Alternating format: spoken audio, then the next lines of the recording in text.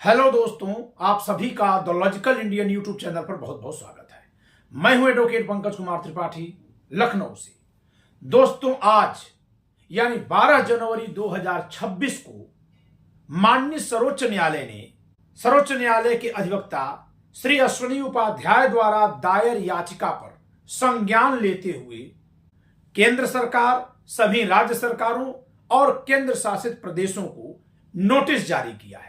Notice इस बात का जारी किया है कि एससी एसटी का जो जातिगत आरक्षण है और जो जन्म पर आधारित है, जिस पर कोई और क्राइटेरिया, कोई और कंडीशन यानी अन्य कोई निर्धारक तत्व या शर्त लागू ही नहीं है, उसे जांचा जाए और जो लोग क्रीमी लेयर के दायरे में आ गए हैं उन्हें आरक्षण से बाहर किया जाए।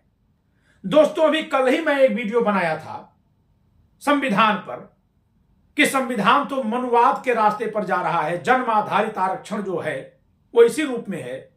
तब मैंने यह कहा था कि यह कैसा संविधान हो गया हमारा कि जैसे मैंने उदाहरण देते हुए कहा था कि बाबू जगजीवन राम जी जो अछूत समाज से आते थे, लेकिन अपनी मेधा से, अपनी प्रतिभा से उन्होंने सर्व समाज को, सबको, सारे समाज को प्रभावित किया, देश की आजादी की लड़ाई में योगदान दिया, भारत की संविधान सभा में रहे और भारत की पहले अंतरिम और फिर अंतःकालीन प्रोविजनल दोनों सरकारों में मंत्री रहे। लगातार 1977 तक वो मंत्री रहे और उनकी बेटी, जिन्हें भारत की लोकसभा की प्रथम महिला स्पीकर होने का गौरव हासिल है, जो बहुत ही अच्छे व्यक्तित्व की और बहुत अच्छी एक राजनेता साबित हुई, इतनी ऊंचाई तक रहने के बाद क्या यह ठीक है कि उन्हें फिर भी एससी का रिजर्वेशन लेने योग्य माना जाए? क्या यह न्यायपूर्ण है?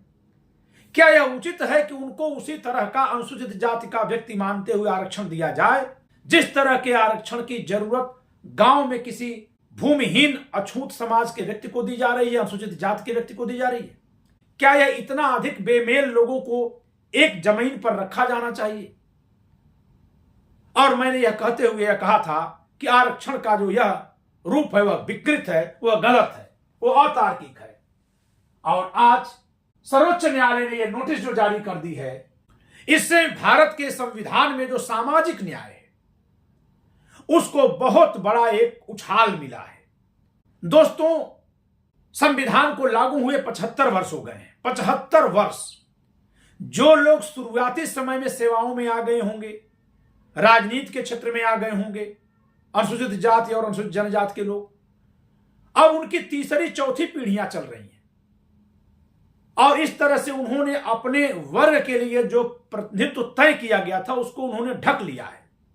उनके नीचे के लोग अब उस जगह पर नहीं जा सकते क्योंकि उनके नाम की जगह ढकी गई है। उधर अनारक्षित वर्ग में इन्हें अपनी प्रतिभा के दम पर जाना चाहिए, लेकिन यह लोग उसका विरोध कर रहे थे। बड़े अफसोस की बात है कि एससी एसटी समुदाय के अत्यंत पढ़े लिखे प्रोफेसर लोग विरोध कर रहे थे। ऐसे प्रोफेसर लोग, ऐसे नेता लोग जो सबके साथ उठते हैं, बैठते हैं, खाते हैं, पीते हैं, और वे यह कहकर विरोध कर रहे थे कि वे जिस समाज से आते हैं उस समाज के साथ भेदभाव होता है। यानी जब भेदभाव दिखाना होता था तो उनकी ऊंचाई न दिख जाए या उनकी हकीकत न दिखे कि इनके साथ तो कोई भेदभाव नहीं होता है, तो वे समाज की चद्दर लपेटते थे कि हमारे समाज के साथ अन्याय हो रहा है। समाज तो ऐसा कोई नहीं है जिसमें हर किसी के साथ न्याय ही हो गया हो, लेकिन हर एक समाज में जो अन्याय से पीड़ित है, न्याय तो उसे दिया जाना चाहिए ना। ऐसा तो है नहीं कि किसी एक समाज में अन्याय उनके साथ हुआ तो उसका जो न्याय मिलना है, जो उसको उपचार मिलना है, वह उसके नाम पर उस समाज के किसी दूसरे को मिल जाए या किसी को मिल जाए। यह कितना अतार्किक और अन्यायी बात है। दरअसल इसकी आशंका संविधान सभा में भी हो गई थी। आपको मैं संविधान सभा की वो डिबेट दिखाऊंगा दोस्तों, जब अनुसूचित जाति के एक सदस्य श्री एच.जे. खांडेकर जी ने इस ओर इशारा किया था कि अगर हरिजन, उस समय हरिजन शब्द का प्रयोग हो रहा था या परिगणित जाति शब्द का प्रयोग हो रहा था, कि अगर हरिजन लोग अन्य समाज के साथ जुड़ेंगे नहीं, केवल अपने को अलग रखेंगे, तो चाहे जितनी तरक्की हो जाएगी ये अलग ही रहेंगे। और यही इन दिनों देखने को मिला है। जो लोग बहुत आगे निकल गए हैं, जिनके साथ कहीं कोई छुआछूत का व्यवहार नहीं होता है, जिनके साथ कहीं कोई बर्ताव ऐसा नहीं है, वे लोग अपने आप को उन बुराइयों का पीड़ित बता रहे हैं जो बुराइयां हैं ही नहीं उस समाज में जहां वे रहते हैं, न उनके जीवन में, बल्कि उल्टे कहा जाए तो वे लोग भी अपने ऊंचे पदों के कारण से अपने ही शेष समाज के साथ साथ शेष अन्य समाज के गरीबों के साथ भी, निचले पदों पर काम करने वाले लोगों के साथ भी वही बर्ताव करते हैं जो कभी उनके वर्ग के साथ, जब उनका परिवार बहुत गरीब रहा होगा तो अन्य लोगों ने किया होगा। यह एक मानवीय मनोविज्ञान है कि जब कोई व्यक्ति संपन्न होता है, आगे बढ़ता है, तो उसको लगता है कि हमें थोड़ा अलग रहना चाहिए। यह अमानवीय है लेकिन मानवीय मनोविज्ञान है। तो दोस्तों, मैं आपको दिखाता हूं कि उस दिन 28 अगस्त 1947 को जब डॉक्टर अंबेडकर अपने मित्र एस नागप्पा के जरिए एक संशोधन पेश करवा रहे थे, जिसके जरिए वे सेपरेट इलेक्टोरेट चाहते थे, यानी कम्युनल चाहते थे, कम्युनल सांप्रदायिक निर्वाचक मंडल चाहते थे अछूतों के लिए, तब उस पर संविधान सभा ने घोर विरोध कर दिया था। और सबसे कठोर शब्दों में विरोध करने वाले लोग अनुसूचित जाति के ही समाज से आने वाले लोग थे। आप जरा सुनिएगा उनकी बातों को, तब आपको लग जाएगा कि आज ये पढ़े लिखे लोग संविधान सभा में इतने सारे अनुसूचित जाति के सदस्य हैं, उनका नाम कभी क्यों नहीं लेते और क्यों ये डॉक्टर अंबेडकर को ही आइकॉन बनाकर पेश करते हैं। सिर्फ इस नाते नहीं कि वे पढ़े लिखे थे। क्या जो अन्य लोग थे वे पढ़े लिखे नहीं थे? क्या बाबू जगजीवन राम पढ़े लिखे नहीं थे? क्या एच.जे. खांडेकर पढ़े लिखे नहीं थे? क्या दक्षिणायन वेलु पढ़ी लिखी नहीं थी? ऐसा नहीं है। दरअसल जितने लोगों का नाम मैं गिनाया, वे लोग संविधान सभा में भी यह कह रहे हैं कि हम में से जो कोई आगे बढ़ जाए वह खुद यह घोषणा करे और मान ले कि वह हरिजन नहीं है। जब उसके साथ उसके समाज में हर जगह उसको उठने बैठने दिया जा रहा है तो वह इसको स्वीकार करे, जिससे कि वह इस बात का उदाहरण और प्रतीक बन सके कि इस समाज से लोग बाहर भी आ सकते हैं, और अन्य लोग जो स्वीकार कर रहे हैं उसको, उनके लिए भी एक प्रमाण पत्र बन सके एक तरह का कि हां, इन लोगों ने स्वीकार किया और हमने तरक्की की है। लेकिन आज चाहे लाख तरक्की हो गई, जो आगे बढ़ गए वे यही लांछन लगा रहे हैं कि हमारे लिए यहां अवरोध है, हमारे लिए वहां अवरोध है। अरे हर जगह हर लोग पहुंच पाए यह संभव नहीं है। कहीं ना कहीं किसी न किसी आधार पर अवरोध होगा, लेकिन हम किसी उपलब्धि को बिल्कुल सिरे से नकार दें यह ठीक नहीं है, और वह भी अपने निहित स्वार्थ के कारण से। दोस्तों, सुप्रीम कोर्ट में संविधान सभा की तमाम बहसों का भी हवाला दिया है अधिवक्ता श्री अश्विनी उपाध्याय जी ने, और मैं भी यहां पर आपको संविधान सभा की डिबेट के कुछ चुनिंदा हिस्सों को दिखा रहा हूं। 28 अगस्त 1947 को बहस हो रही है और सरदार पटेल जी इस पर कह रहे हैं, मेरी समझ में नहीं आता कि श्री खांडेकर किस प्रकार परिगणित जात के आदमी हैं। श्री खांडेकर का मतलब श्री एच.जे. खांडेकर, ये महार जात के हैं और ये बहुत ही उन्नत विचार के, बहुत प्रोग्रेसिव विचार के व्यक्ति हैं। ये भी डॉक्टर अंबेडकर के विचार के विरोध में हैं, जिसमें अंबेडकर चाहते हैं कि उस वर्ग को हमेशा के लिए अलग रखा जाए। तो सरदार पटेल जी और खांडेकर जी यहां पर इस विषय पर एक मत है, लेकिन उदाहरण देने में सरदार पटेल जी अपने को जहां सवर्ण वर्ग यानी सछूत वर्ग का व्यक्ति बताते हैं, वही श्री खांडेकर को जो जन्म के आधार पर अछूत समाज में थे, उनके अब सछूत हो जाने का उदाहरण देते हुए बात रख रहे हैं। जरा सुनिएगा सरदार पटेल जी की यह बात जो संविधान सभा में वो कह रहे हैं। मेरी समझ में नहीं आता कि श्री खांडेकर किस प्रकार परिगणित जात के आदमी है, यानी किस प्रकार अनुसूचित जात के आदमी है। किस प्रकार का मतलब कि हमारे उनके में तो कोई भेद है ही नहीं। यदि वे और मैं दोनों हिंदुस्तान के बाहर जाएं तो कोई भी यह नहीं कह सकेगा कि वे परिगणित जात के आदमी हैं या मैं। हमारे बीच में कोई परिगणित जाति नहीं है। इसलिए परिगणित जात के उन सदस्यों को समझना चाहिए कि हमारे समाज से परिगणित जाति को बिल्कुल मिटाना है, और यदि उसे मिटाना ही है तो वे लोग, मिटाना है का मतलब कि जो वो अलग थलग हैं वो दूरी मिटानी है, वो भेदभाव का नियम मिटाना हो, परंपरा मिटानी है। तो इसके लिए अछूत समाज के लोगों से भी सरदार पटेल जी सहयोग करने का आह्वान कर रहे हैं। तो क्या कह रहे हैं कि यदि उसे मिटाना ही है तो वे लोग जो अछूत नहीं रह गए हैं और हमारे बीच बैठते हैं का मतलब अछूत नहीं रह गए, उन्हें यह भूलना चाहिए कि वे अछूत हैं, उन्हें यह भूलना चाहिए कि वे अछूत हैं।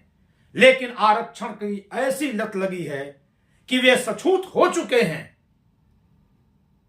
लेकिन अपने को अछूत की चादर से ढके हुए हैं और कह रहे हैं कि हम भी वही हैं और इसी नाते हमको आरक्षण मिलना चाहिए। आइए संतोष वर्मा का आपने दिमागी स्तर देखा, बहुत सारे प्रोफेसर्स को सुनते हैं, बहुत सारे क्लास 1 अफसर को सुनते हैं। इसके बाद आईएएस मीनाक्षी सिंह को आपने सुना। यह एक रोग लग गया है इन लोगों को। मैं जिस सोसाइटी में हूं दोस्तों, लखनऊ की सबसे पास सोसाइटीज में से एक है। यहां कई सारे अनुसूचित जाति के लोग हैं जिनसे हम सबके बहुत अच्छे रिश्ते हैं। होली हो, कोई फेस्टिवल हो, न्यू ईयर हो, कोई भी हो, सब लोग एक साथ उठते हैं, बैठते हैं, कोई कथा हो, पूजा हो, सब सबके यहाँ आते हैं, जाते हैं, बुलाते हैं, रुद्राभिषेक हो, आरती हो, कहीं कोई कहता ही नहीं, सब लोग एक दूसरे को आरती देते हैं, लोग करते हैं। अब इसके बाद भी अगर पता चलेगा कि इनका बच्चा रिजर्वेशन लिया हुआ है और उसके नंबर कम आए फिर भी उसका चयन हुआ और उसी उम्र का उसी फ्लोर पर दूसरे फ्लैट के बच्चे का चयन नहीं हुआ जबकि नंबर अधिक आया, तो उस बच्चे के मन में आएगा कि नहीं आएगा कि आखिर इनको ये संरक्षण स्पेशल क्यों है। और तब हम जब कहानी सुनाएंगे कि बेटा उनके पूर्वज कभी अछूत थे, तो वो कहेंगे अच्छा यह तो एक दूसरे तरह का विधान है कि यानी इनके पिताजी को भोजन नहीं मिला तो इनको ज्यादा कराया जाएगा जिससे उनको भोजन मिल जाएगा। ये कोई न्याय है? तो जो लोग अब अछूत नहीं रह गए हैं उन्हें यह भूलना चाहिए कि वे अछूत हैं, वरना यदि उनमें यह निम्न भाव बना रहा, मैं तो कहता हूं कि सरदार पटेल जी ने उस दिन निम्न भाव पद का प्रयोग किया। वास्तव में यह षड्यंत्रपूर्ण निम्न भाव बनाकर रखने का एक कुत्सित प्रयास चल रहा है, जिससे कि अपने को अछूत वर्ग का होकर के उस वर्ग को मिलने वाले सारे संरक्षण, सारे आरक्षण का लाभ लेने योग्य रखा जाए और नीचे का समाज जब गरीब रहेगा तो जाति के आधार पर गोलबंद भी होगा। जातियों की राजनीति भी कम्युनल राजनीति है दोस्तों। हमारा संविधान पंथ निरपेक्ष है, धर्म निरपेक्ष नहीं, पंथ निरपेक्ष है, सेकुलर है, कम्युनल नहीं है। कम्युनल का मतलब जो कम्युनिटी पर बेस्ड हो, जो कम्युनिटी की बात करता हो। तो जो लोग जातिगत राजनीति करते हैं वे भी सेकुलरिज्म के उतने ही विरोधी हैं जितने जो लोग धर्म की राजनीति करते हैं उन्हें माना जाता है।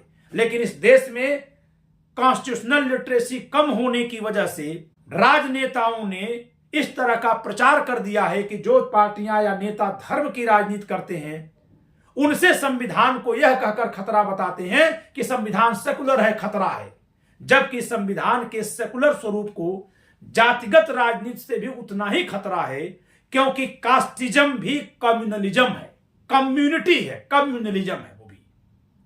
और अगर आपको मेरी बात का कोई ऐतिहासिक सबूत चाहिए तो आप रैमजे मैकडोनाल्ड की उस घोषणा का नाम पढ़ लीजिए जिस घोषणा के जरिए डॉक्टर भीमराव अंबेडकर ने उसी तरह का सेपरेट इलेक्टोरेट मांगा था और पाया था, जिस तरह का सेपरेट इलेक्टोरेट मुसलमानों और पारसी, ईसाई, सिखों को मिला था।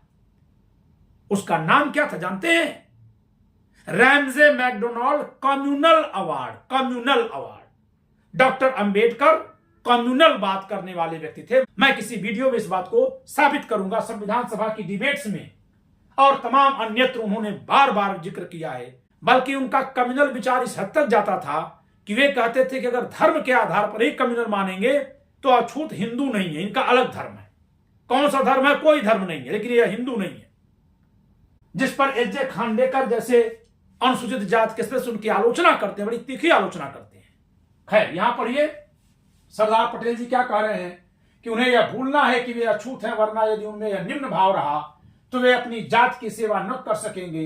वे अपनी जात की सेवा केवल इसी प्रकार कर सकते हैं कि अब वे यह अनुभव करें कि वे हमारे साथ हैं, वे अब परिगणित जात के लोग नहीं रह गए हैं और इसलिए उन्हें अपने व्यवहार को बदल देना चाहिए। और मैं उनसे अपील करता हूं कि वे अपने और परिगणित जातियों के दूसरे दल के बीच में जो कुछ भी भेदभाव हो उसे मिटा दें।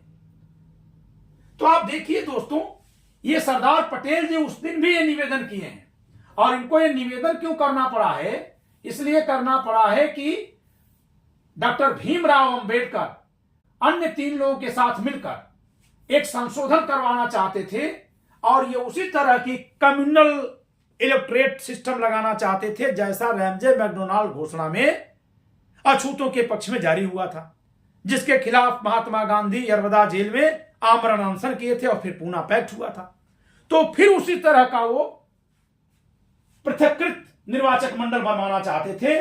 पृथक्कृत निर्वाचक मंडल का मतलब है जिसमें केवल एससी समुदाय के लोग ही चुनाव लड़ेंगे और वे ही लोग उनको वोट देंगे। ये देखिए जे खांडेकर जी का बयान यहां चल रहा है 28 अगस्त 1947 का।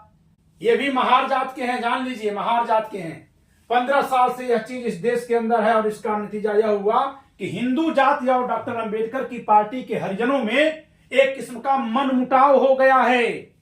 हिंदू जाति और डॉक्टर अंबेडकर की पार्टी के समर्थक हरिजनों में एक मनमुटाव हो गया है। आज भी आप देखिए कि जब कोई अंबेडकरवादी हो जाता है तो वह शेष हिंदुओं से नफरत करने लगता है। यही जब मैं अध्ययन कर रहा हूं तो पा रहा हूं। और ये संविधान सभा में जे खांडेकर जी जो स्वयं महार जात के हैं कह रहे हैं, और यहां तक हो गया कि हमारे अंबेडकर पार्टी के हरिजन हिंदुओं के साथ बातचीत तक करना नहीं चाहते हैं। देख लीजिए, आप पढ़िए, यही थे अंबेडकर जी। फिर लोग कहते हैं चुनाव क्यों हार जाते थे, मगर मैं यह बात खुशी के साथ कहना चाहता हूं कि जब यह ज्वाइंट और सेपरेट इलेक्टोरेट का मसला माइनॉरिटी सब कमेटी के सामने आया तो डॉक्टर अंबेडकर साहब ने इसको ज्यादा जोर से नहीं बढ़ाया, बल्कि उसे वापस ले लिया। वापस इसलिए लिया कि उस वसूल के लिए उनके पास कोई आर्गुमेंट नहीं था।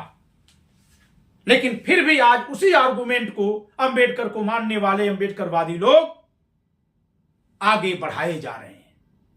इस पर अब सुप्रीम कोर्ट ने एक एक्शन लिया कि जो सक्षम हो गए, संपन्न हो गए, वे हटे। 15 साल से मैं डॉक्टर अंबेडकर साहब की स्पीच बड़े गौर से सुनता आया और अखबारों में पढ़ता आया हूं। एक जे खांडेकर जी का बयान है, पढ़िए। मगर ऐसा कोई सबब नहीं था कि जो सेपरेट इलेक्टोरेट को प्रेस करते हुए उन्होंने कोई मजबूत आर्गुमेंट रखा हो। इस प्रकार उनके पास कोई आर्गुमेंट न होने के कारण उन्होंने इस चीज को प्रेस नहीं किया और उसे वापस ले लिया। संविधान सभा में भी ये अपनी उसी मांग को दोहरा रहे थे जो गोलमेज सम्मेलन में जाकर लंदन में रखे थे, और जिसको अंग्रेजों ने जब मान लिया तो गांधी जी उस पर अनशन कर दिए थे। तो अभी संविधान सभा में फिर उस पर जिद करने लगे थे। यह हम लोगों की बड़ी भारी विजय है। अंबेडकर जी अपना प्रस्ताव जो है संशोधन का, वो मिस्टर नागप्पा के जरिए पेश करवाए थे संविधान सभा में, स्वयं संविधान सभा में नहीं थे। तो उस पर खांडेकर जी कह रहे हैं कि मेरे दोस्त मिस्टर नागप्पा जो अंबेडकर से मिले हुए हैं और किसी आशा पर उनके हाथ में खेल रहे हैं, वह अभी यही कहते हैं किसी तरह से हमारे सच्चे नुमाइंदे चुनकर आएंगे। मैं इन भाइयों से पूछता हूं कि सच्चे नुमाइंदे का क्या अर्थ है।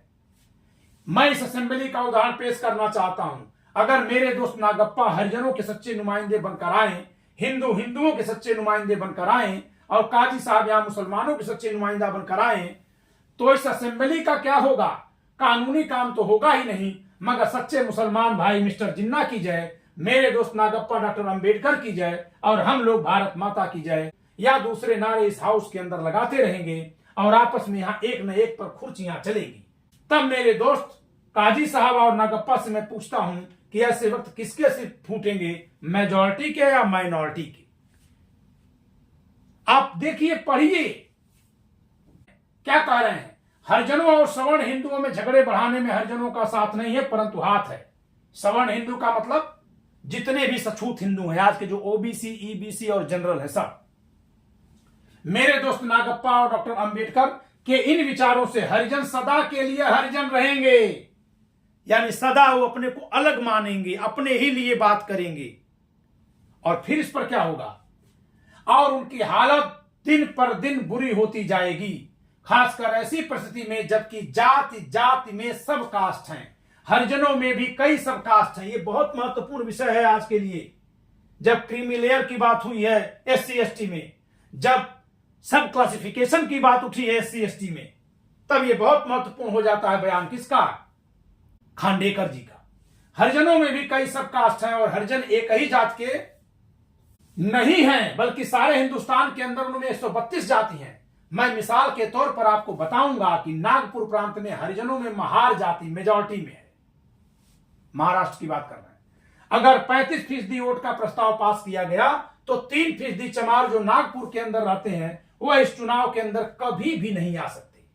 जो जिस प्रस्ताव पर यहां चर्चा हो रही है उसके जरिए अंबेडकर जी ने यह प्रस्ताव पेश करवाया था कि जो अछूतों के लिए रिजर्व सीट थी उस समय, आज भी जो रिजर्व सीट है, तो उन्होंने यह प्रस्ताव रखवाया था कि हरिजनों में से यानी एससी कम्युनिटी में से भी केवल वे ही प्रत्याशी वहां चुनाव में खड़े हो पाएंगे जिनको एससी कम्युनिटी के वोटर्स में से कम 35% का वोट मिला हो। इसीलिए मैं कहता हूं कि डॉक्टर अंबेडकर अपनी जाति को वहां ऊपर लाना चाहते थे, तो क्योंकि उनकी जाति वहां 80% थी और मिनिमम 35% वोट पाना है। शेष कोई जाति है ही नहीं जिसके पास 35% वोट हो। किन में? अछूतों में। तो कोई भी प्रत्याशी जब बनेगा वहां से तो ऐसा ही बनेगा जो अछूतों में 35% वोट रखता हो। महारों का ही उस इलाके से चुनाव जीतना कंफर्म कर देना चाहते थे वो। यह था डॉक्टर अंबेडकर का प्रस्ताव,